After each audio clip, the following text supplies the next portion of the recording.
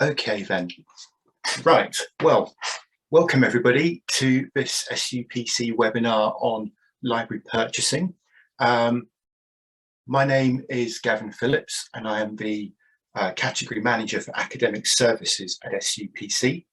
I manage a couple of framework agreements specifically to do with library content, one on periodicals and one for books, ebooks and e-textbooks. I've been at SUPC now for just over 2 years. Before that, I spent just over 2 decades in the library services at Imperial College London. Most recently, I was managing the acquisitions team there. And also I was one of the tame librarians who acted as a stakeholder for my predecessor at SUPC, for those of you who remember Carly. So hopefully I have a bit of a foot in 2 camps and I can try to demystify some of the library purchasing elements from a procurement perspective. This is actually the first of 2 webinars I'm going to be doing. This one is, although we've got a very wide audience today, this one is aimed specifically more at procurement teams wanting to know more about libraries and the library markets. I will be doing another one in a month's time with the National Acquisitions Group, which is aimed at librarians wanting a bit of an introduction to procurement. So I'm hoping that we'll be able to add various bits of contextual knowledge and understanding, seed that within those 2 different teams within institutions, and hopefully help them to be able to work more effectively together. Today is the first half of that, I suppose. So I'll start by just talking very briefly about SUPC. SUPC is part of the SUMS group, which is Southern Universities Management Services. We actually have 3 arms. There's a much smaller one at the moment called Procurement Shared Service. We also have, alongside SUPC that you'll be familiar with, we have SUMS Consulting. SUMS Consulting works across all areas of higher education, not just in procurement, and it also works all around the country as well, not just in the south. And in fact, they're looking at work abroad as well. The reason I'm putting this graphic in front of you now, don't worry too much about the individual little graphics here, but is basically to explain a little bit, or at least to sort of show you a bit about the overall work that's going along between the 2 groups. And the important part, I think, is the way that we try to work together. So by providing insight across these two arms of our organisation, we can enrich each other's work. Okay, so moving on to today's webinar then. So what we're going to look at today is various areas of library purchasing, really, almost little distinct areas. And I just want to give you some information about them. It probably will not be exhaustive, but it will give you a place to start. I hope it will demystify a few things for you as well, or at least make some things a bit more familiar to you. So the things we're going to look at here, some of these are things where I've been able to help procurement teams with in the recent past. Some of it is stuff which procurement teams have actually asked me to include in today's webinar. And there's some bits which I think are important that we include in today's webinar, which are maybe so mysterious that no one's thought of even asking about them. So we'll start off with a bit about ebook licensing, touch then on to print purchasing, go on to the glory that is metadata, a bit about library systems and how the artificial intelligence is starting to creep into those. We'll definitely want to cover the role of Jisc, which I know is a source of confusion, I think, amongst quite a few procurement teams. And we'll touch on responsible procurement as well, as giving some useful resources at the end. We may think there may be things that we don't cover. Please do try to bring those up at the end as well. Bring them up in the Q&A and we may be able to come on to those. And it may also give us ideas for where we do new content as well. We may do a follow-up if those areas are too large for today. So before we get into the meat of that, I wanted to do a bit of the contextual stuff. So if you're a procurement officer here, you'll probably be familiar with all of these names here. These are the 6 regional purchasing consortia that make up UK UPC. I've left out the Energy Consortium and the University Caterers Organisation for the purposes of this webinar. And I think from library purchasing, the first thing I would say here is that whereas the 2 agreements I mentioned earlier for periodicals and books work for the England, Wales and Northern Ireland, APUC have their own arrangements for Scotland. So if I zoom in a little bit to crop out the Scots, with all apologies to anyone here who is Scottish, these are the library groups, which basically form the stakeholders for those agreements. And you'll see they don't necessarily bear too much resemblance to the procurement picture. And actually these library groups, this is not an exhaustive list. There are other organisations as well, such as the Mercian collaboration. But these are complex and they overlap an awful lot as well. So the ones which aren't spelled out here, I think NAIL is the North East and Yorkshire Academic Libraries. Mule is the Midlands University Academic Libraries, and WELF is the Wales Higher Education Libraries Forum. And they do, to an extent, superimpose over the UK UPC groups. All of the institutions here will be members of a UK UPC regional consortium. But the way the libraries work is, the context is very different. So the overlap here is quite incredible. Academic Libraries North and NAIL, huge overlaps there. But also in the south, most of the Mule member libraries are actually at SUPC institutions. So it's the way the libraries choose to work. And in fact, some of those librarians will work across more than one group. One of my co-deputy chairs for the SUPC library group is also a Mule librarian, for example. Now, the reason I'm putting this in front of you as procurement people, it's not because you need to know all of this. It's just to illustrate that this is a little bit confusing and a little bit weird. You don't really need to worry about it, though. The only person who needs to have this pretty much straight in their head is me. So as long as I keep doing that, you don't need to worry too much. I should also talk a little bit about those 2 framework agreements that we've already mentioned, just to give you a very brief idea of what's covered in there and what isn't. In the periodicals agreement, we're working with framework suppliers who are subscriptions agents. So they handle business on behalf of publishers. They don't necessarily create that intellectual property themselves.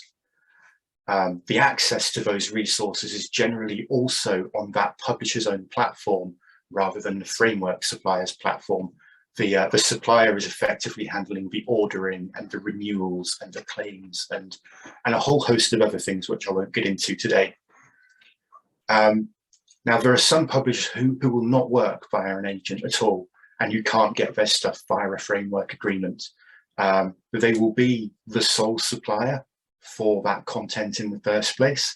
And the biggest example here is probably the publisher Elsevier. I can't think of any HE institutions who wouldn't have Elsevier content, and the only way to get it is from them. There are also some publishers who've started to work with sort of exclusive deals. So the framework suppliers we have, you should be able to go to them and they'll pretty much all be able to give you the same content. There is an agent called Content Online now, well, has been for a long time, and they deal in exclusive deals where they are the only agent who offers that content. And the biggest one there is probably the IEEE, the Institute of Electrical and Electronic Engineers, whose content is pretty much compulsory if you teach that subject area. You can only get that through Content Online. They're not a framework supplier, and at the moment, I'm not entirely sure they would meet all the requirements to get on the framework, even if they wanted to. So that just sort of gives you an idea of there is a whole chunk of stuff which is periodicals related, but is not possible to get via a framework agreement. With books and ebooks, the framework suppliers are generally aggregators offering content from across many publishers. So slightly similar to periodicals in that they act in an agent sort of a way, but they also provide platforms for e-content as well. Now, print availability is usually very similar across those suppliers. A print book is a print book, and you can get the same print book from whichever supplier you choose, although some of them do have their own stocks and can be a bit faster. But with ebooks, that variety it varies at several levels, the availability. So not everybody has the same titles available. So you may need more than one supplier just to get the full breadth of content you need. The licensing options also varies across suppliers, and depending on your student needs or potentially also your budget, that might also mean needing to use several suppliers. And platform functionality can vary as well. A great deal of the ebook content is made available via our framework supplier's own proprietary platform, and those of course will vary in terms of function. And you may have preferences, or you may wish to have consistency by not presenting too many platforms to your students. And again, there are some publishers who will only work directly with institutions in different ways. And I think the subject collections offered by the publisher Springer are a good example here. They can be hugely expensive, certainly give you headaches over compliance, but Springer will only offer those directly to you. So a bit of an overview of ebook licensing then.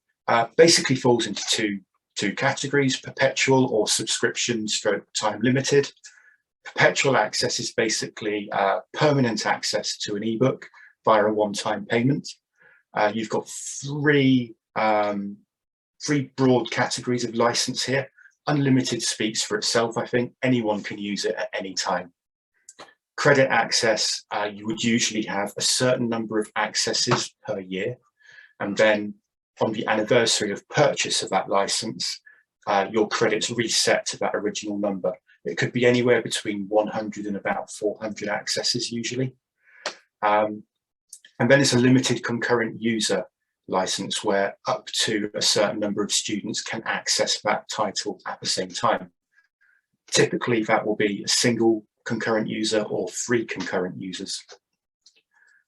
With both the concurrent user and the credit models, you can buy as many of those licenses as you need. So if you need 6 concurrent users, you can, and you've only got a license for 3, you can just go and buy a second one. This sort of purchasing is often done on a title by title basis, but it can also be package purchasing as well. I suppose the title by title stuff is as the need arises and probably represents the most workload. Package purchases can very quickly rack up huge amounts of spend.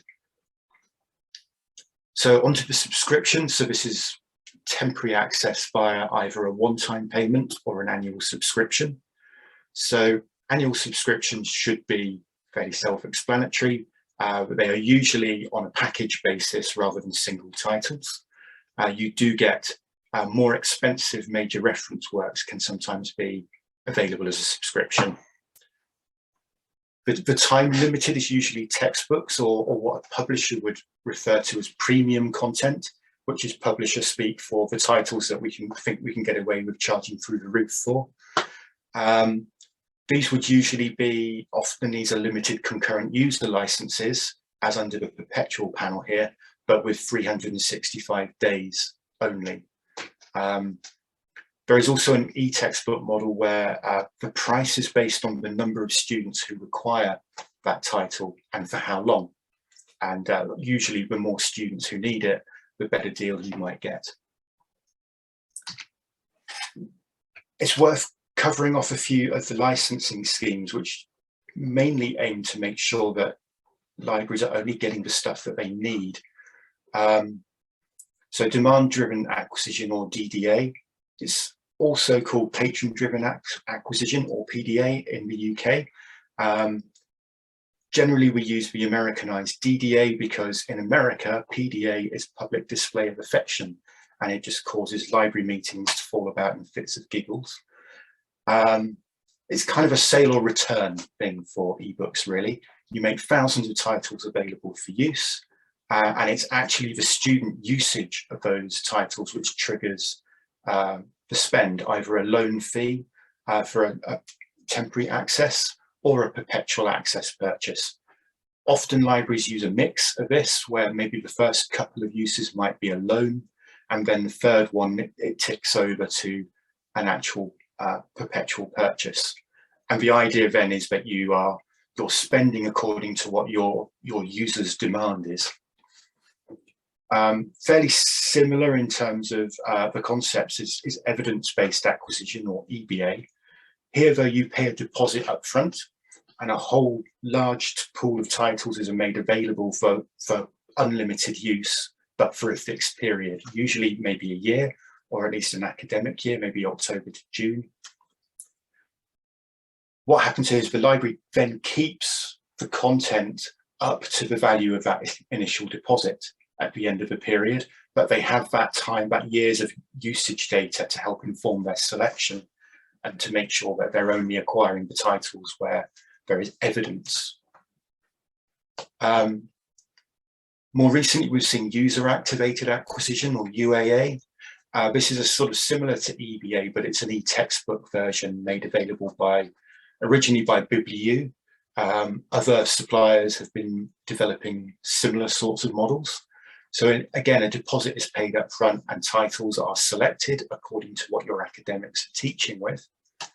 And then students just get free use of that, and the institution only pays for the students who actually use it.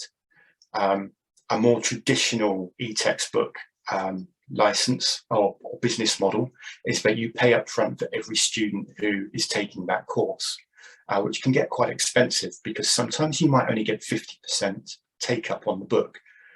So this model, I think the actual per student access ends up a little bit more expensive, but it eliminates all of that wastage of unused seats for that book.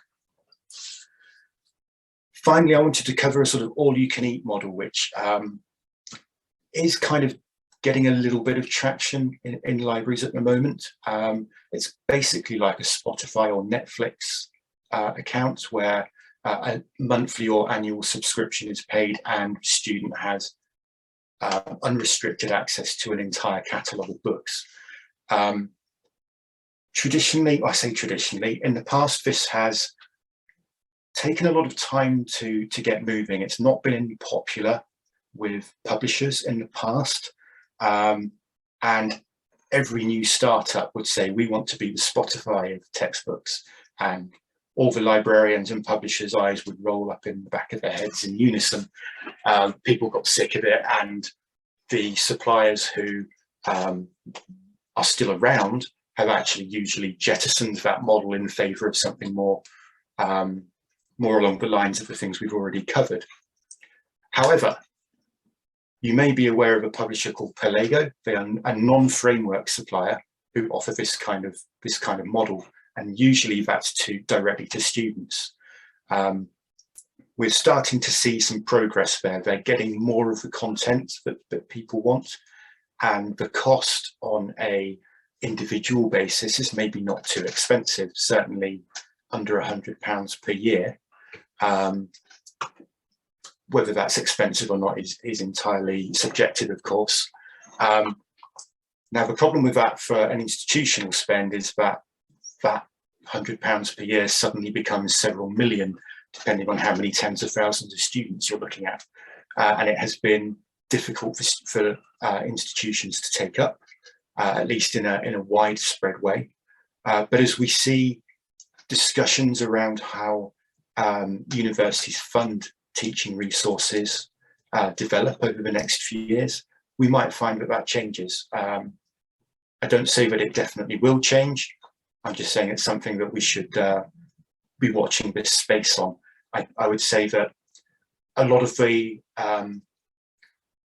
discussion has been around ebook pricing and price gouging by publishers. But actually, I don't think universities have really changed the way that they fund teaching and learning resources to keep track with student expectations either. I think that is a part of that wider discussion. And there are resources out there that may become more widely used as a result. We will see. Now, with all this talk about ebooks and hybrid learning and remote learning, you could be forgiven for thinking that print books aren't available anymore. And I can definitely tell you that print is most definitely not dead. Print books are often still the preferred format. Students often, probably more often than not, prefer to learn from a print book. They find they absorb the information better. It's easier for them to read. And of course, it's more appropriate for some subjects as well, especially visual subjects like art, where things like color representation and pixelization suddenly becomes a problem with ebooks. Print books are also often more affordable these days, as libraries can keep relative control of their budgets with print books. Often print is all that's available, especially for older books as well as for visual arts. And sometimes it's an accessibility issue as well. In my time at Imperial, I used to manage a process where we would digitize print books for students with a disability. Maybe they couldn't handle a big chunky textbook, or they needed a digital version for text-to-speech readers. As time went on and we started to get more content which was digital only, I was getting requests from students who actually couldn't use a screen reader for very long because of the disability, and they needed me to source a print version. It's strange the way things come around. Technology can open a lot of doors for people, but it can also put up barriers, and it's often to do with the way the technology is handled rather than the technology itself. In terms of procurement, print is a bit more of a like-for-like comparison compared to digital. That same print book could be available from 4 suppliers for more or less the same price. But often there is value in combining print and digital supply in terms of workflows.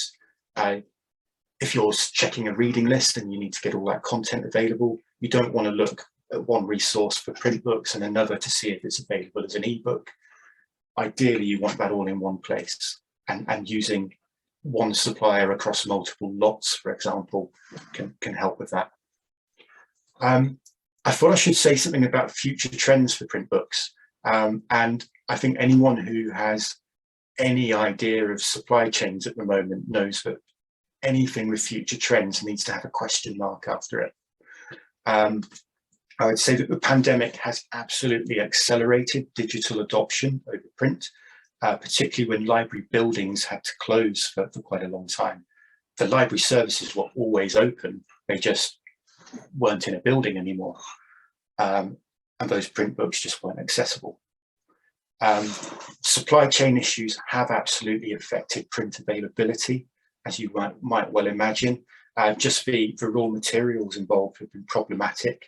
Anyone who knows anything about the paper supply chain, for example, knows that is extremely hugely interrupted at the moment. But also there are the issues that affect just about every supply chain, like energy as well. There is already I think one of the Swedish or Norwegian paper mills is having to have closure days because it can't afford the energy bill to keep running at 100%. I think probably this uncertainty means that creating a lot of print books is unattractive to publishers. It's unattractive to manufacture and store large print runs when that ongoing demand for print books is a bit uncertain.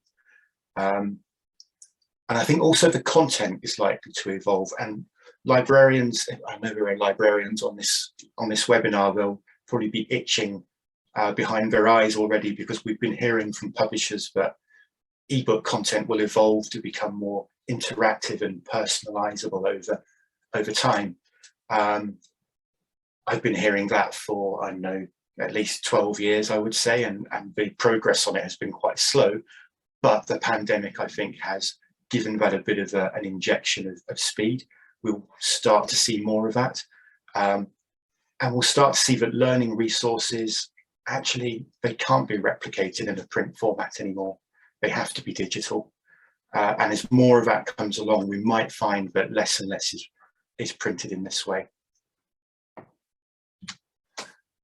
Okay, I'll move on to metadata now. So I know a lot of people here will know exactly what metadata is. Some may know nothing much at all. It's basically data that provides information about other data.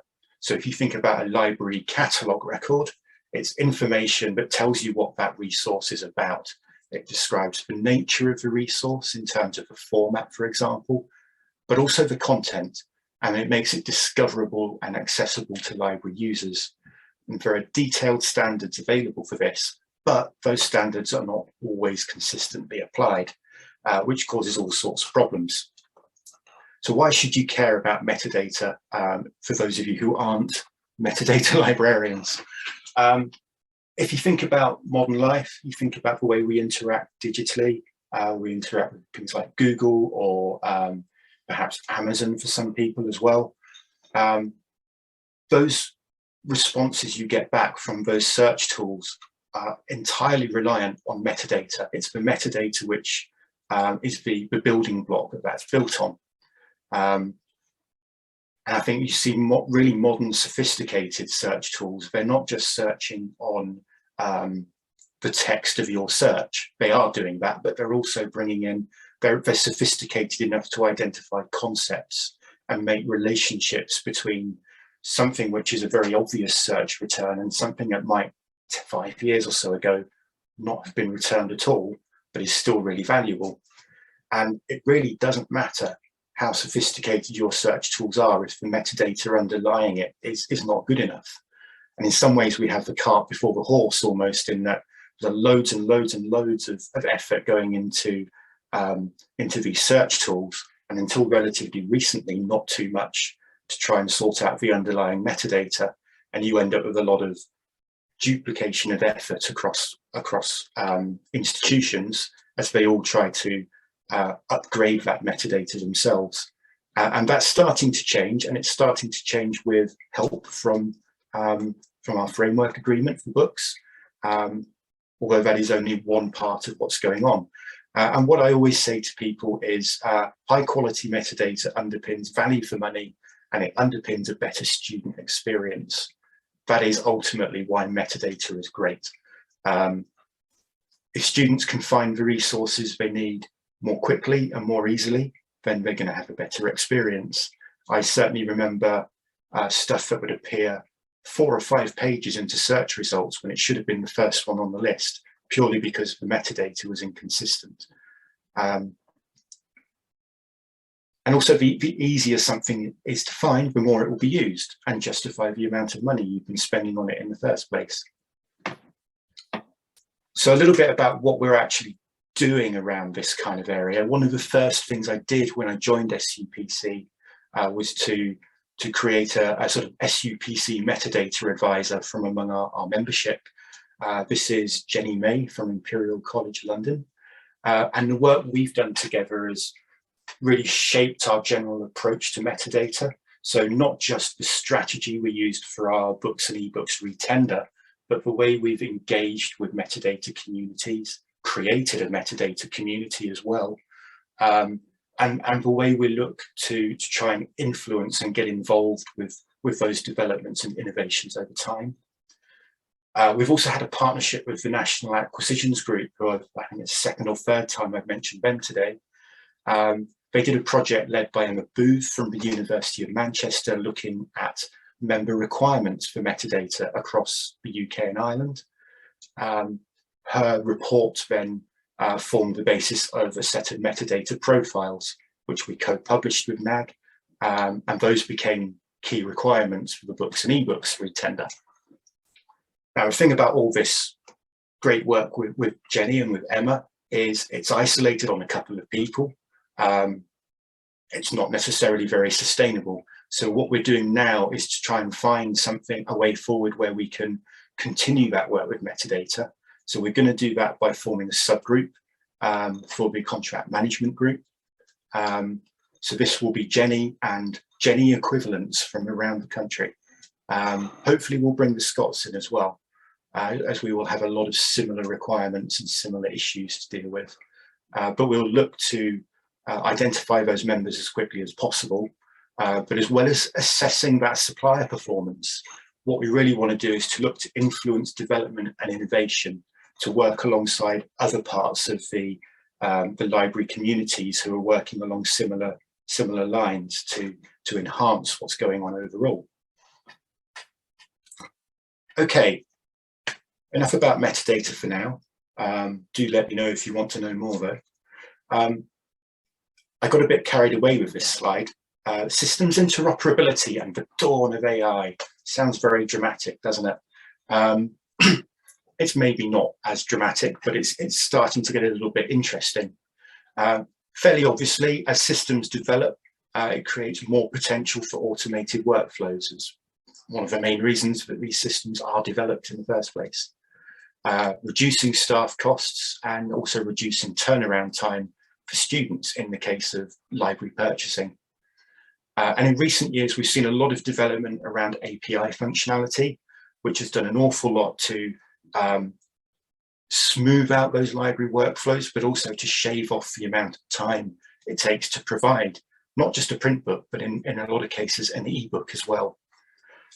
The latest acquisition system out there is something called Rialto, which is from the supplier ProQuest, and that's looking to harness machine learning as well. And this is really early days, so there's not an awful lot I can say about it. But what it does is it integrates so well with the library management systems here that it doesn't just handle the ordering process, but it can start to make intelligent recommendations. If you give it access, it can see what your library collections are and how well they're being used. Potentially, it can link you to similar institutions elsewhere, as long as all these institutions are willing to sign up to it, of course. So ultimately, it can start to look not just at what matches a search term result, but what's being used elsewhere, what's likely to be used well by your students. And it'll be interesting to see where it's going. I think it will take off more in the US first. They're a bit more interested in this and perhaps a little bit less worried about exposing data in certain ways. But this machine learning process will take a little bit of time there, and we may find that this starts to feed into what we're able to do for library purchasing here in the UK. Overall, this systems development thing can be a key consideration when calling off from framework agreements. It's why we've made those very flexible in terms of direct award. If you have, chances are, if your library has put Rialto in place, it's spent quite a lot of time, not just assessing what the workflow benefits are, but in actually implementing that product to begin with. That may be worth a huge amount more when it comes to calling off than certain other scored parts of the tender. And it's why we have these flexible direct award options, which might allow you to use those reasonings to make a direct award to someone who isn't the highest scorer. Okay, moving on to Jisc, a bit of a really simplified role of Jisc in library purchasing. Jisc is such a monstrously large organization doing so many things. I'm not even going to attempt to cover all of it, but I will give you an idea of how things work in the library sector with Jisc, because I know in procurement terms, and one of the things that really confused me a bit when I started in this job a couple of years ago is the procurement view of Jisc was sometimes a big question mark, sometimes suspicion even. There's a bit of confusion about whether to see Jisc as a partner or as a competitor or as a supplier or even as a member, as they are in fact members of SUPC. In the library world, Jisc are really seen as a partner, and in the work I do at SUPC, I very much see Jisc as a partner. They provide a focal point for the library sector engagement with the likes of publishers and others. And that work is always very collaborative. They work across AG to ensure strategic guidance and buy-in. If they are negotiating with a publisher, they will have a very robust consultation process to make sure that what they're doing actually meets the requirements of the libraries that are their members, and also that they're actually doing something which libraries are going to actually spend money on as well. No one wants to waste their time on something which just doesn't work. So they do ensure that strategic guidance and buy-in. And those sorts of partners there include, and this is a very limited list, but most commonly in the areas I work in, Universities UK, SCONAL, which is the Society of College, National and University Libraries, Research Libraries UK, and of course the UK UPC regional consortia, primarily SUPC and APUC, as we actually manage our respective agreements for the UK. So the outputs here are usually Jisc negotiated deals with specific publishers or suppliers, and that I know can cause headaches with the public contracts regulations. So to give you an idea of what's going on in these two areas of purchasing with Jisc, and maybe hopefully allay a few concerns, I hope.